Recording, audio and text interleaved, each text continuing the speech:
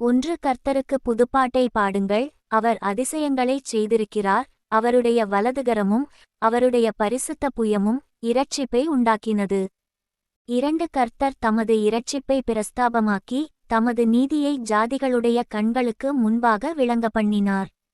3. அவர் இஸ்ரவேல் குடும்பத்துக்காக தமது கிருபையையும் உண்மையையும் நினைவுகூர்ந்தார், பூமியின் எல்லைகளெல்லாம் நமது தேவனுடைய இரட்சிப்பை கண்டது. 4. பூமியின் குடிகளே, நீங்களெல்லாரும் கர்த்தரை நோக்கி ஆனந்தமாய் ஆர்ப்பரியுங்கள், முழக்கமிட்டு கெம்பீரமாய் பாடுங்கள். 5. சுரமண்டலத்தால் கர்த்தரை கீர்த்தனம் பண்ணுங்கள், சுரமண்டலத்தாலும் கீத சத்தத்தாலும் அவரை கீர்த்தனம் பண்ணுங்கள். 6. கர்த்தராகிய ராஜாவின் சமூகத்தில் பூரிகைகளாலும் எக்காள சத்தத்தாலும் ஆனந்தமாய் ஆர்ப்பரியுங்கள்.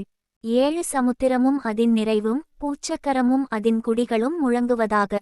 8. கர்த்தருக்கு முன்பாக ஆறுகள் கைகொட்டி பர்வதங்கள் ஏகமாய் கெம்பீரித்து பாடக்கடவது.